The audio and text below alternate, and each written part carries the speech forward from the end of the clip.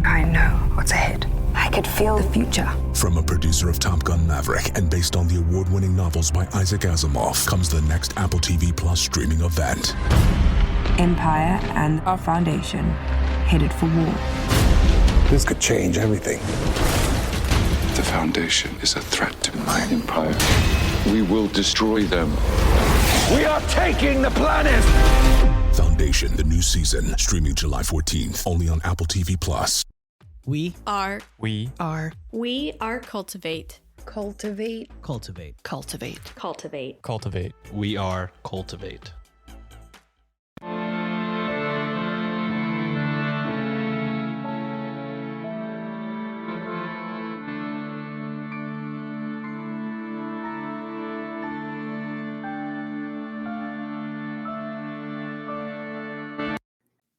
Hey, all crimers, this is Lindsay. Normally, this would be where I'm introducing the episode and my sister Madison. Instead, I'm going to be introducing a special feed drop episode from our good friends over at the Pacific Northwest Haunts and Homicides podcast, where I was a special guest to talk to Caitlyn about the story of Mary Leonard. And you're probably thinking to yourself, well, Lindsay, why aren't you doing a normal episode? That is a good question. Essentially, the TLDR version is Maddie had a work trip. I went away for the weekend to enjoy some time with my husband. And in between all of that, I did not have time to write an episode. So instead, we're going to do this special feed drop and we will come back with fresh content next week. In the meantime, I hope you enjoy this hilarious episode about a very interesting woman with my good friend, Caitlyn. On that note, as always, I am Lindsay, and I will see you next week and next time with another tale as old as crime. It was said that when Mary Leonard first came to the United States as a 16-year-old Italian girl in the late 1860s, she could not speak a word of English. In addition to the great misfortune of being shanghaied away from her home by a sea captain scoundrel, which is my favorite word. I do love a scoundrel. As of this recording, to be held as a captive an ocean away in Portland, Oregon, she had been bound to him in an acrimonious marriage. The scandal. I know. Acrimonious. As of this point in the recording, now my new favorite word. I'm going to change them regularly, but right now it's acrimonious. You know what? That's really in keeping with the vibe of Mary, though, because hers is sort of a choose your own adventure type of story when you start looking at her history. Nice. Yeah, you're like, does anyone know the truth about this gal? No. The short answer is no. Some retellings of her early life say she came to the United States from Switzerland closer to 1875.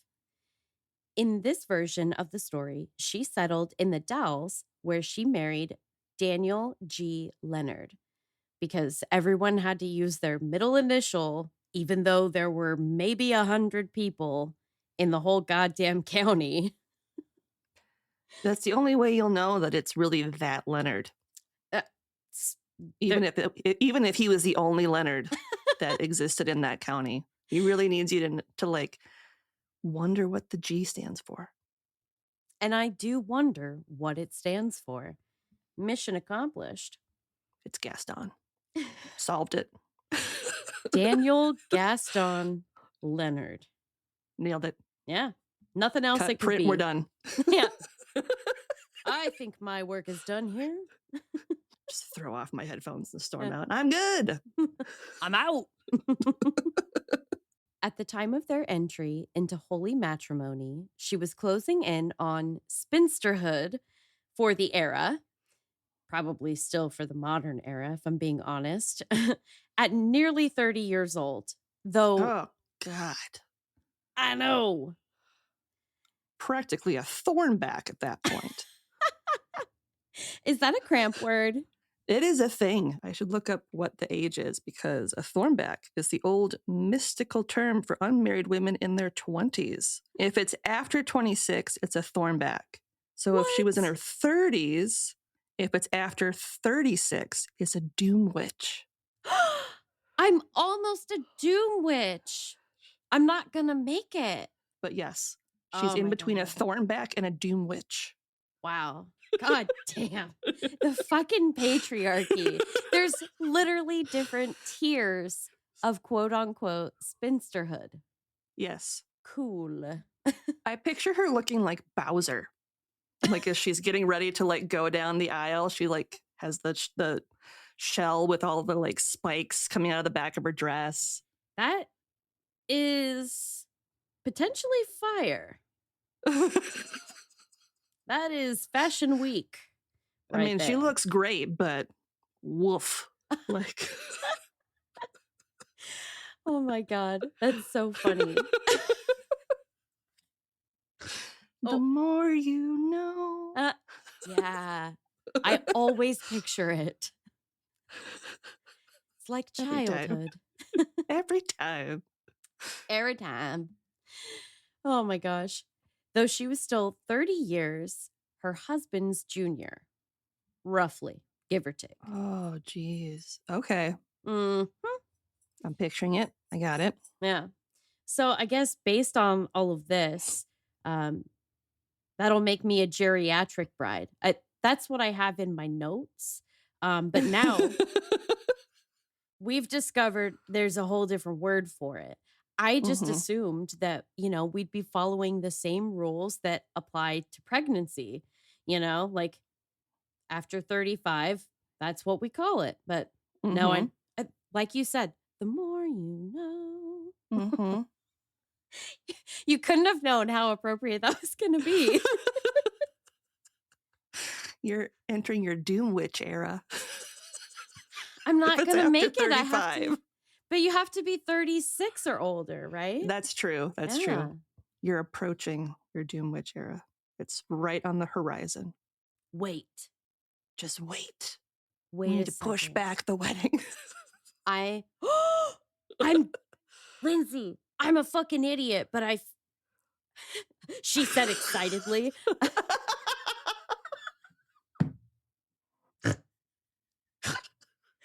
I'm going to be 35 this year.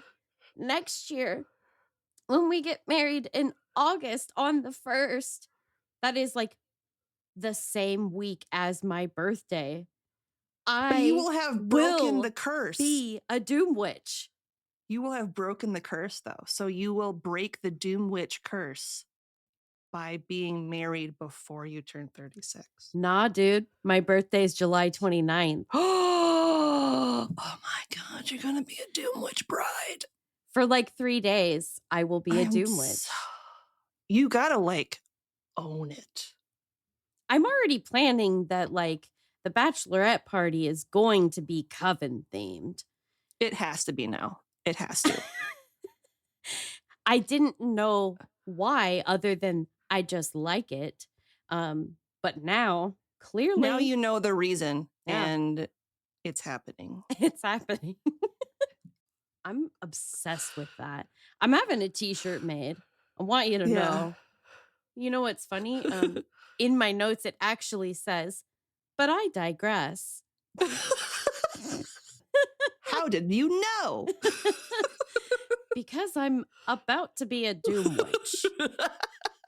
I'm clearly coming into my powers. Yeah. Whatever they are. Oh my God. Okay. As all good stories do, this one comes in a 3. Then, in a third version, as the story goes, Mary Gysin or Gysin, it's unclear to me. I've seen it spelled multiple ways. Mm-hmm. According to this third version, she was born in 1845 in France, and she immigrated to the U.S. By 1870, she was living in Portland and working as a seamstress until she met and married. Still same guy. He's kind of the only constant in all of this.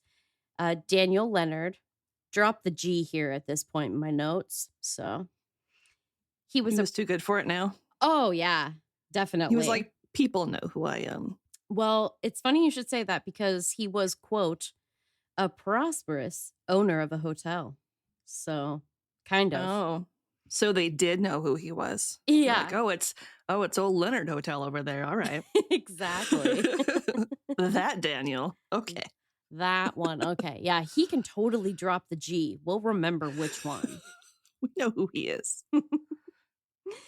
His hotel was in East Wasco County at a point where the Oregon Trail crossed the John Day River. Just a little nugget for anyone old enough to be missing the Oregon Trail game.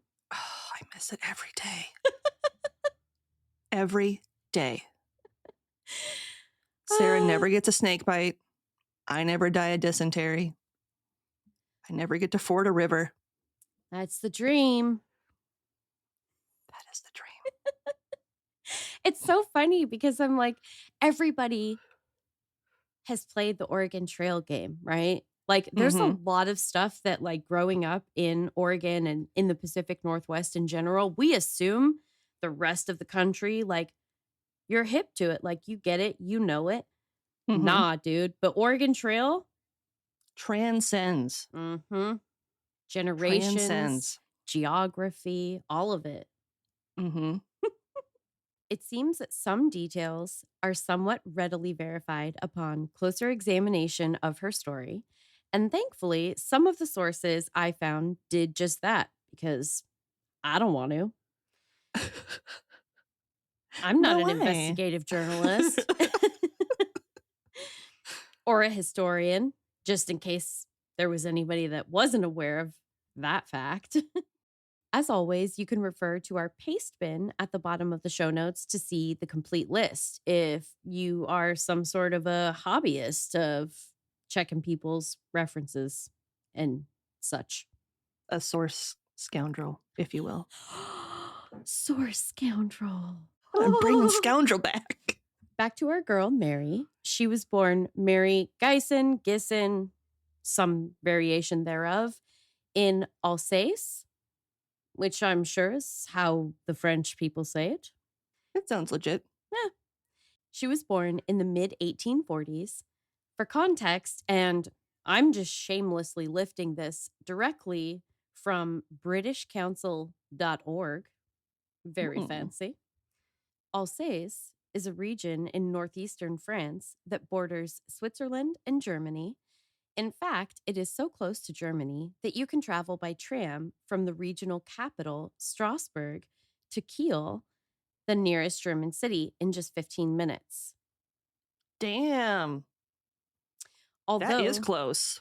It is. It's really close. Although Alsace is part of France, its borders have not always been clear. So maybe that's kind of like the story with our girl Mary, it sounds like. Right? So it makes sense to me that maybe people just thought she was from France or thought she was from Switzerland because they're like, I don't know, she's from that one city that nobody really knows who it belongs to. Yeah. And you mentioned that she might have been German too. So it's like she's right in that little pocket, that like tri-country area, if you will. Yeah. So I'm not really sure where Italia comes from because that's it was Italy. Yeah. It was Italy, not Germany. Sorry. Well, it's a lot of places that she's allegedly maybe from. Prior to her immigration to the United States, there was really next to no information available about her life, and it would remain so until her 1875 marriage to Daniel Leonard. Because, of course, as we know, a woman's life doesn't really begin until she's wed. Facts. I can't wait for mine to start. Then you lose your entire identity. Yeah. Just become Mrs. Husband. Yeah. An amorphous blob. All we have prior to that is the 1870 census, where she was reported as a 23-year-old Swedish immigrant, at the time working as a domestic servant to a man and his family, including his 3 young children, in the city of Portland. So Portland's kind of the other thing that still keeps popping up. We know she was hanging out there. Okay. So the truth is that she was a Swiss woman who came to America quite willingly, as far as we know, though the details regarding her husband remain truthful from what can be gathered. Daniel, in contrast to her 30 years, was in his 50s, though I'm afraid that's probably as specific as it's safe to be about his age. Could be late 50s, could be early 60s. What's a few years between friends? Am I right? Am I right? He was a very successful entrepreneur, restaurateur, hotelier, and ferryman. Nice. So he kind of had his hand in a bunch of different pots. Yes, he was pretty fancy. Unfortunately, the marriage was tumultuous from the start. In fact, the Leonards' divorce was in process when, as the story goes, Mary murdered her husband Daniel to inherit his estate. Oh, scandal. Scandalous. Scandalous. They were married for 2 years before he apparently filed for divorce, citing her laziness, infidelity, and refusing his marital rights. Oh, gross. Gross. Ugh. I know. That's actually in my notes. I had to say it because I did write gross. It just makes me think of that Big Daddy quote where he's like, ugh, what's his 5-year plan? To not die? With his old balls. His old wrinkly balls. His old wrinkly balls. Seriously. Well, and back then, like in your 50s or 60s, like, yeah, your 5-year plan hella was to just not die. Mm-hmm. Yep. So it was the fall of roughly 1877 when Daniel filed for divorce, claiming all of the things. Mm-hmm. Interestingly, there's actually a lot of speculation about the character of this dude. I know you're shocked. I am shooketh to my core. Mm-hmm. The least of which stems from the fact that from one census to another, he would change his answers about not only his birthplace, but also his date of birth. Oh, convenient. Mm-hmm. It's unclear whether he told Mary the truth about either, because it's also unclear whether he mentioned his previous marriage and the lawsuit brought by his previous common law wife thereafter. Oh, snap. Yeah. Those seem like, I don't know, facts of your life before her that a discerning lady might be interested in making her acquaintance with. Yeah.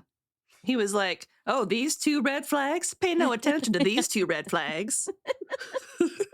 I know. I was thinking to myself, like that scene in The Wizard of Oz, like, pay no attention to the man behind the curtain. Exactly. Wow. Are you sure? Because he appears to be doing fireworks with glow sticks, and he's got all the things. Mm-hmm. At any rate, when it came to their divorce, Mary countered that Daniel had treated her like a servant, requiring her to put in backbreaking hours working in his hotel kitchen. Which, honestly, like, why would you even take a wife unless you can treat her like a servant? Amen. Yeah. I'm kidding. Mary cross-filed, claiming mental and physical abuse. When her health had suffered, he had apparently refused her the resources she required, granting her neither the health care she needed nor the money to obtain it or any other essentials. She further asserted that he had treated her with physical cruelty. Of course, she would vehemently deny his claims of infidelity, as one does. Mm-hmm. The judge presiding over their divorce proceedings ruled, requiring Daniel to provide her with support while they were separated and sorting out these legal matters. Nice. I know. That's one of the few times you hear it of like the woman being the victor. So loud. God. Daniel refused to make court-ordered spousal maintenance payments. So rude. Now, I wasn't there because this is well over 100 years before I was born, just for reference. So I can't be sure what happened a few nights later. But let it be said that in late December, Mary did write a rather, I'm going to say nasty letter to Daniel, saying she would have her revenge for his neglect, vowing to, and this is a quote, it's a short one, but get even with him. Nice. Yeah. So this marriage is giving some majorly toxic vibes. Just a little. Just a little. Just a tad. Well, as I alluded to previously, something awfully violent did happen to Daniel. Days later, on January 4th of 1878, Daniel was found. And not because he was lost, with an apparent gunshot wound to the head, though he would not succumb to his wound until 12 days later on January 16th. Oh, damn. So, I mean, I don't know how much he made her suffer, like how many days it equates to, but like, I don't know. What do you say we call it even? I would say, yeah. He had been shot with a small caliber pistol while he slept in his home. A small caliber pistol, you say? Well, that sounds like the weapon of a woman. For her delicate hands. That's right. And while there was no evidence that Mary had been the one to pull the trigger, it didn't seem like much of a stretch. Yeah. Didn't exactly need Sherlock to figure that one out. That's why you never put stuff in writing. Yeah, it's for the best. Though the locals of the small town all seemed to agree that Daniel was not a kind man. So I think you can see where this is going. Mm-hmm. By and large, they seemed to feel that he had simply reaped what he had been sowing up to that point in both the marriage and possibly in life in general. So let's just say there was more than one person interested in him unaliving. Yeah. Kicking the proverbial bucket. As it were. Ting. Oh, I like ting.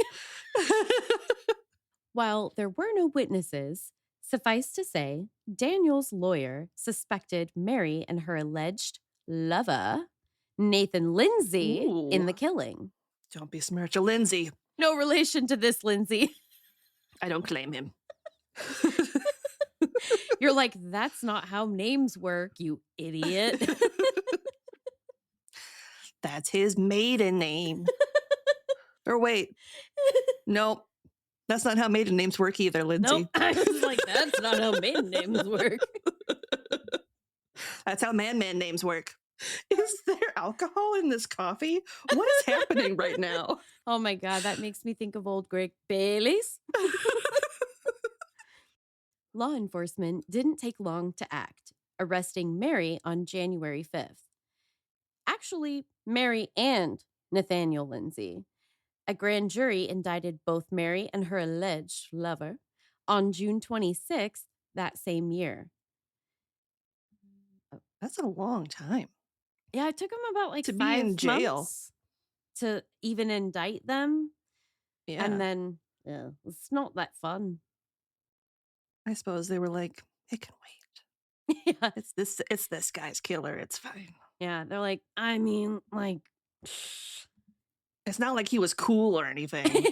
I mean, if he was cool, we would speed this up a bit. But exactly. He was kind of a dick. So. You got to understand, it's not like anyone's actually clamoring for justice. No one's actually upset. Yeah. We just got to legally do this thing. Yeah. So. Like, legally. Technically, I guess. Mary's lawyer arranged separate trials for the two defendants, which I feel like in every court case that I've ever heard of, like severing the trials ends up being a good move typically. Mm-hmm. If they try you together, they can usually present a different set of evidence. And every case is different, but They tend to be able to put together a more damning case when you're tried together. Mm-hmm. I don't know. Not a lawyer. I am also not a lawyer, but I agree with what you said. Hashtag not a lawyer. Hashtag wild speculation. Yeah, exactly. Man, my hashtags are real. It's like, wow, amateur hour, huh? Oh, hashtag amateur hour. There's a third one. There we go. They come in threes, like I said. They do. And though Mary's sister lived in Wilsonville, Oregon, with her husband at the time, it's unlikely she attended the trial at any point. They had kind of grown apart, but the biggest thing is that her sister would actually end up giving birth to her first child on January 20th of 1879. So we assume she couldn't travel in that delicate disposition. Facts. Yeah. Which is like, I mean, June to January. So she was only like 3 or 4 months pregnant. Like, what is the big deal? This was also the time when they thought that riding on the railroad would give you like insanity. So I'm sure they probably were like, oh God, if she's pregnant and riding on a train, that thing's going to projectile out of her and it's going to just attack everybody in the car. It's going to be chaos. Keep that woman home. It's chaos down here, Tom. Absolute chaos. Over here at the B&O Railroad. It's so crazy because, like, I mean, even the far end of it, I mean, this is obviously by modern standards, but Wilsonville is like 60 minutes from Portland if you hit traffic. So old-timey stuff, you know? Yep. Leonard would spend 11 months in jail without bail, though the case against him would eventually be dropped. Meanwhile, women's rights activist Abigail Scott Duniway used her newspaper, The New Northwest, to support Mary's defense. She had, some relatively powerful allies, it sounds like. Nice. Also, people just like, seriously, they just couldn't muster up a give a fuck for, They're like, yeah, she probably killed him, but like, do we care? Yeah. We're like, but, I mean, he was kind of a good douche. So. Yeah. Honestly, like, everything that I read, it made it sound like, what is this, The Walking Dead? Like, I get it. He was kind of a dick, but like, whew, wow, you guys, that's cold-blooded. Like, damn. On November 20th, 1978. Yep. It was groovy. Yep. And all the drugs. She was the Zodiac killer. Salt it. Salt it. Deuces. Deuces. We're out. True crime is over. We solved it. Someone reincarnate Robert Stack. We solved this mystery. R.I.P. On November 20th, 1878, Mary was acquitted of murder. Because, it's like the least murdery murder they've seen in a while. Yeah. This was more of an indication that the popular sentiment of the day was that her crime had been justified, but hardly a reflection of her being proved innocent, in case that wasn't abundantly clear at this point. It is said that many people believed Mary killed her husband, but as he was so incredibly disliked, people actually felt sympathy for her. And I mean, I could feel sympathy for her too. Mm-hmm. He does sound like a real douche canoe. Mm-hmm. I can't really say in this case whether she committed the air quotes crime or not. What I can tell you is that if his murder had occurred just a few days later, she would have been shit out of luck. Because the divorce would have been finalized and she would have gotten nothing. Oh, snap. Right? As it was, she became the sole heir to a relatively wealthy man's fortune. Quite a nice haul there. Murderess? Maybe. Astute estate planner? Possibly. Investors? Possibly you. Later that year, Mary collected from Daniel's estate as the sole heir and moved to Portland. Allegedly. Depending on which story you believe. Who knows? There's no way to know. Following that sordid affair, as I said, she moved to Portland, where she would quickly become known as a defender of the down and out. Nice. Yeah, sounds good, right? Mm-hmm. Why do I feel like it's not good with how you said that? Because, we've hung out before. This is a true crime podcast. Exactly. But soon, some of her other habits would leave some in the local community quite scandalized. She liked the ponies, didn't she? That's a good one. No, but she was a middle-aged woman who frequently courted men that were roughly half her age. Scandal.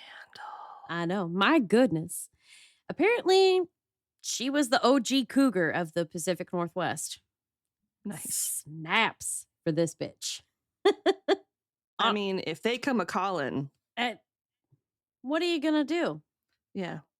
Honestly, I don't ever want to date a man half my age for a myriad of reasons that we simply don't have time for in today's format. But if that's your yum, I'm not here to yuck it up, girl. Do you? No. Have your fun. Get it. Any other pithy one-liner? You go, girl. Yeah. Get your groove back. Boss babe. She also operated boarding houses. Now, I realize that only Lindsay can see that I am once again using the air quotes. Air quotes.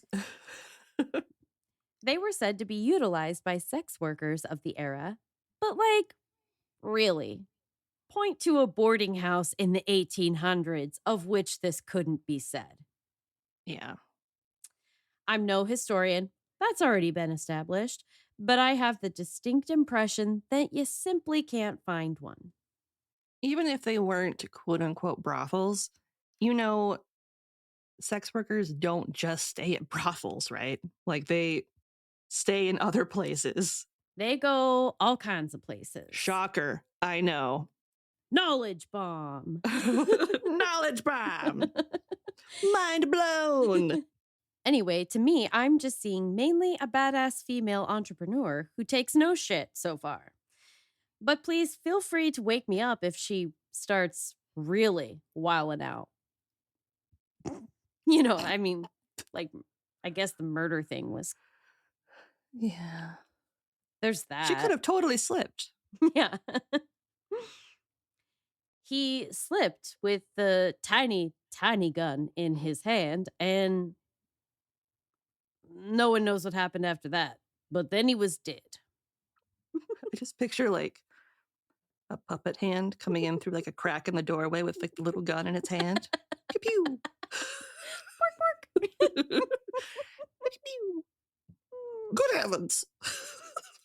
I mean, by the societal standards of the time, basically everything she did, she for sure was already wilding out. But I have no notes. I mean, good for her. Oh. You ever heard that Dixie Chicks song? 'Cause Earl had to die. Na, na, na, na, na, na. Daniel G. Leonard had to die. Nope, can't. We're gonna have to workshop that one. Yeah. So anyway, recapping. So we're all on the same page with the timeline. In 1878, she moved to Portland and began running her boarding house. Her boarding house in what was probably the seediest neighborhood in Portland at the time, now referred to as Old Town. And if you're from Portland, you're probably saying, what has changed? It is... I felt like we were going there, but I was like, I'm going to wait and see how this plays out. I mean, it's a cool part of Portland, but She's seen some things. This was, of course, after her acquittal. But keep in mind, she'd served a year while the state put together their case against her for the murder of her late husband. She would never have a chance to test out that age-old theory of first the worst, second the best, because she would never remarry. Okay. Shocker, right? Yeah. The first one seemed just short of a fairy tale. But she wasn't keen to sit on her hands.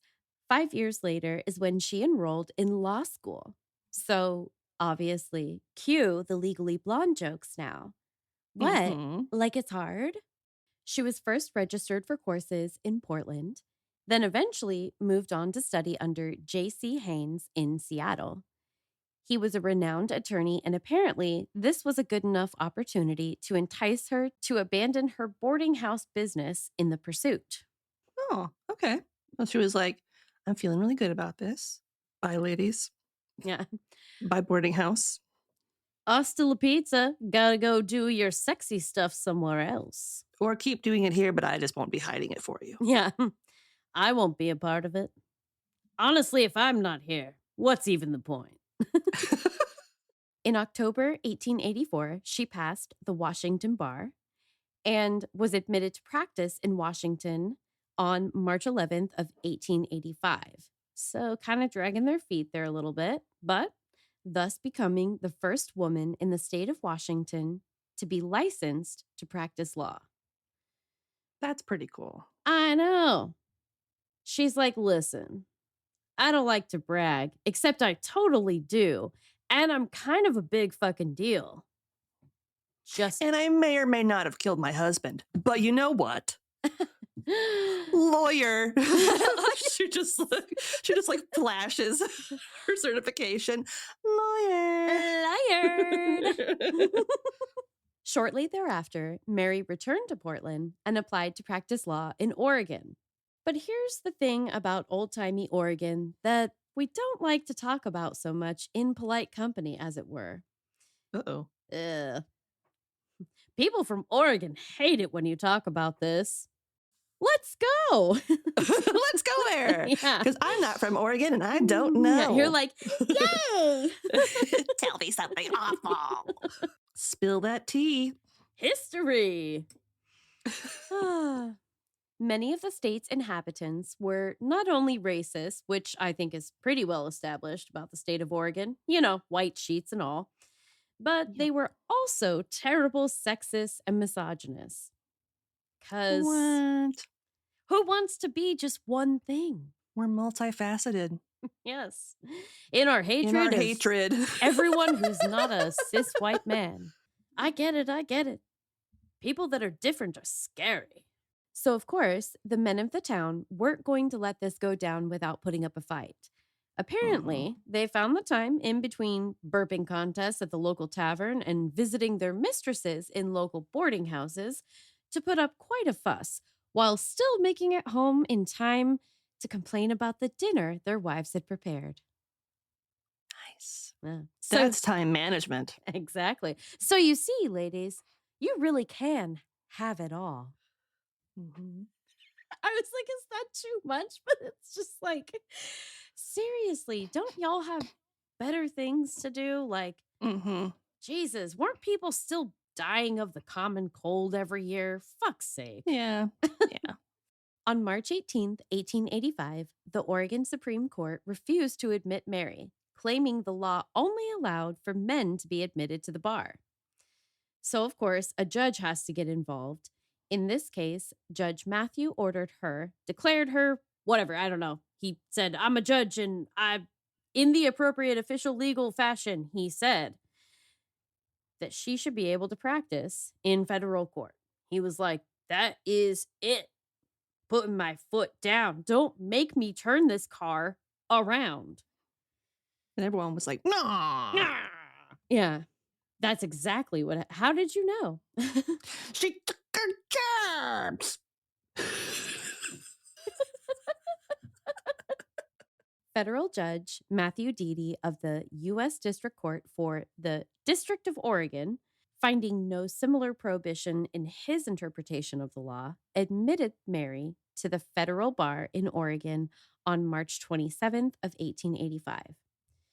Finally, that seems like that would be the last of it, but apparently not. Cool. So he turned that car around. Damn it.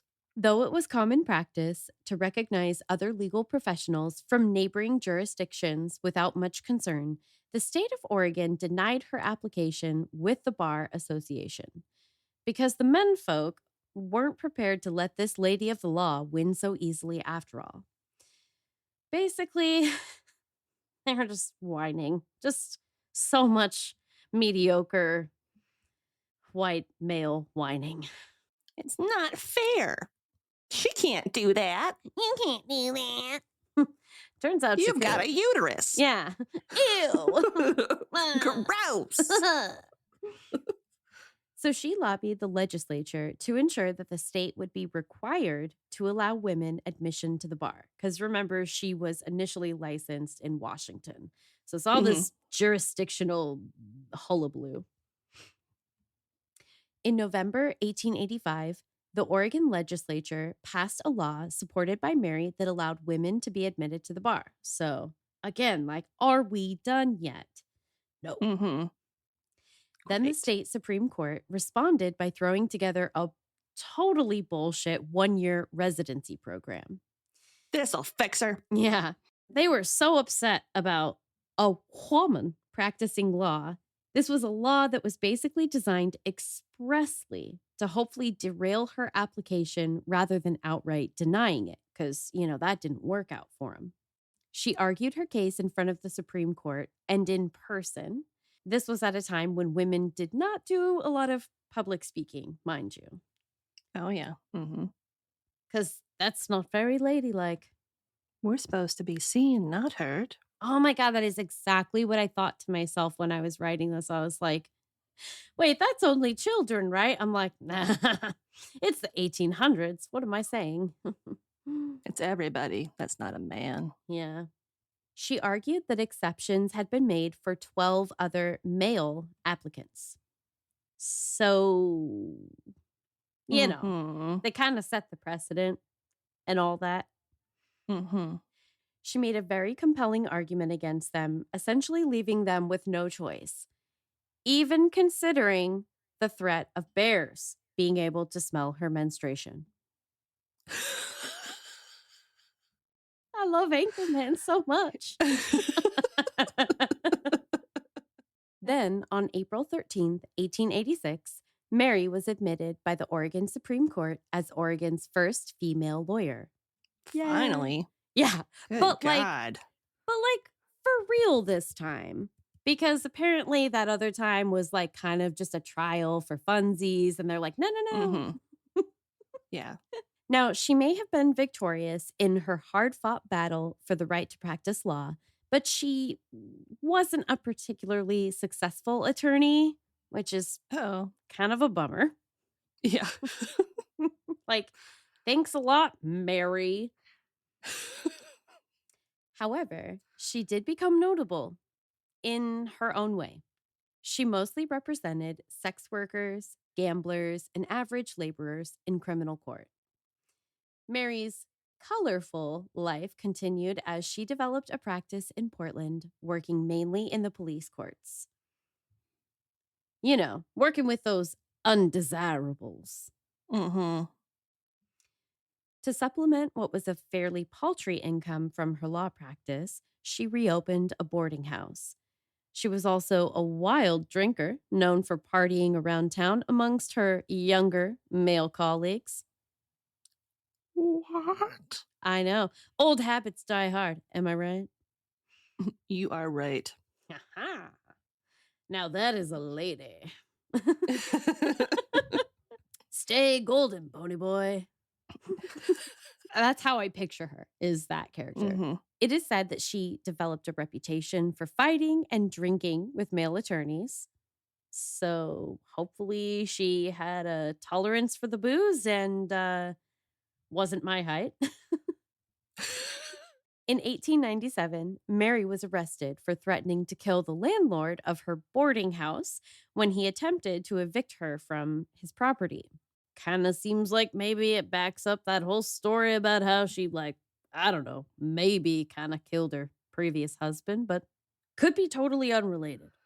After a trial described as a circus, Mary was once again acquitted. Because she apparently has 9 lives. For real. Later, she was convicted of embezzlement of $1.40 relating to refusing to pay a witness and went to jail after she refused to pay the fine. So, doesn't like to pay the bills. She went to jail for, I probably have that in my pocket right now. I realize it was a different time. Oh my God.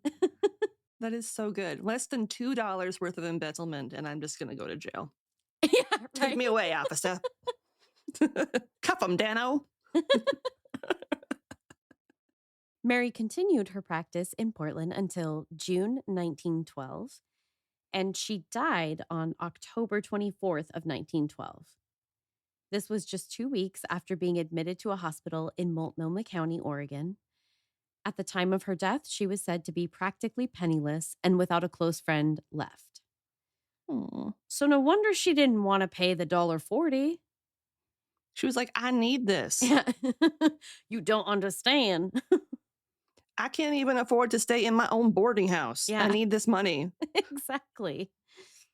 Apparently, she has no marked grave, and though it's possible that her remains were sent to the University of Oregon Medical School, any associated records from that era are long since disappeared following a fire where they were housed. As our good friend Bailey would say, suspish. Mm-hmm. Because she's our bestie now. I mentioned her once casually in passing, and now we're BFFs. That's how that works. So that's pretty dark, depending on how you look at it. But let's close out the case on a quote from Mary herself. It's from the victory party / press conference that she threw for herself following the acquittal in the case brought against her by her landlord, dating back to 1897. Nice. She said of herself, and yes, I quote, "The lady is not young or stylish. Withal, she is comely and attractive, possessed of sparkling wit, and her company pleases young attorneys." And I was like, what? So essentially, she's like, my milkshake brings all the boys to the yard. Yeah. Like the milkshake has been sitting out on the counter for a couple minutes, but they're still coming for it. Yeah. They're like, it's still good. To sum it up. It's still good. I love a room temp milkshake. Who doesn't? Oh my God. I'm a raving lunatic. Okay, we're going to move the wine. I will tear it. And give them one more good shuffle. My tiny baby hands. Use your strong hand. Exactly. I'll pick one. Have you ever had a tarot reading done? Once. Once? Okay. We're gonna have to come on and do a tarot reading just for you, just for funsies one of these times. Mm-hmm. They're so much fun. I like them. Okay, so you're gonna laugh. This is the card that Cassie, it's her card that it shows up for her all the time. She is going to probably laugh her ass off that it's the card that I picked for this case when she's not here. So our card from Mary is the Fool. Also Cassie's card. I drew it in the reverse, which doesn't happen to us super often. I feel like we usually get it upright. So we'll see. It's kind of an interesting one. Keywords for the card are innocence, beginnings, trust, hope, and opportunity. Kind of the overarching premise of the card is really about a new beginning or just kind of rebirth. The first card in the major arcana, the Fool, begins your journey toward wisdom. The Fool represents innocence and faith, the naive confidence of youth. Shown as a young traveler, he embarks on an adventure without a care in the world, unconcerned about the potential dangers that lurk ahead on the path.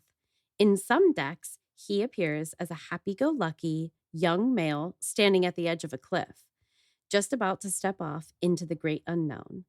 Often he carries all his worldly possessions tied in a small bag on a stick over his shoulder, like a word that is no longer in common usage. Mm-hmm. Like an unhoused person. I'm sorry. Yes. Suggesting he doesn't have a lot of baggage yet and is open to life's experiences. In some decks, he's accompanied by a dog or another animal, which represents natural instincts. The Fool symbolizes the blind leap of faith we all must take upon entering the journey of life. If the Fool is reversed, you may feel restless and bored, eager to try something new. But now's probably not the right time to act. I think of this as the don't quit your day job card. That's kind of funny. She wasn't a very good lawyer. She gave up her boarding house business and then eventually came back to it. That's pretty funny. That is funny. In a reading about money, you may not have all the information you need to make a well-founded decision. An impulsive action could lead to a fall. Someone may take advantage of your innocence. The reversed Fool can also mean you're vacillating or overly cautious about money matters. I wouldn't say that was her problem so much. No. If the reading is about your job, your current situation has probably led to a dead end, or you've grown bored with the career path you're on. It's time to strike out in a new direction. Don't do this hastily, however. Gather information and explore possibilities. Well, I mean, she did kind of nail that. She did. She did. Like 60% of the time, it works every time. Mm-hmm. In a reading about love, this card can warn you to look more closely at a partner or relationship. Things may not be what you think. That feels right. Yeah. The reversed Fool may also indicate the end of a relationship and greater freedom as a result. That hits the nail on the head just a little bit. Wow, it's a little on the nose. Holy shit.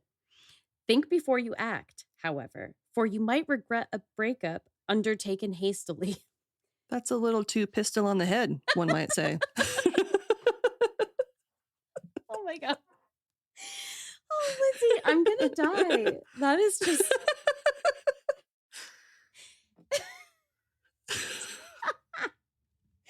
That's too perfect. Got something you want to say? Shoot us an email over at yeoldecrimepodcast@gmail.com. We'd love to hear your story ideas, see any gifts you send our way, or if you just want to say hello. We're pretty friendly. Speaking of friendly, if you'd like to have real-time conversations with us, consider joining our Discord over at the Cultivate Network. You can chat with us over at the Old Crimers Cubby, or catch up with any of the other great creators that are part of the Cultivate family of podcasts. Just click the link in our show notes or over on our link tree to get started today. If you're interested in ad-free content, consider supporting us with a one-time donation either over on Buy Me a Coffee or our Venmo page, both of which are in our link tree and in the show notes. If you'd like early ad-free content, not to mention some bonus material, become a member of our Patreon today for as low as $1 a month. Looking for more content? You can find us online at yeoldecrimepodcast.com. If you'd like to see pictures from this week's episode, not to mention bonus content and funny memes, make sure to follow us on Twitter at yeoldecrimepod and on Facebook and Instagram at yeoldecrimepodcast. On TikTok? Of course you are. Follow us at yeoldecrimepodcast. If you want a playlist of all our episodes on YouTube, click the link in our show notes or in our link tree and subscribe today for not only a list of our full catalog, but a separate list as well just of our Can You Crack the Cramp Word segments.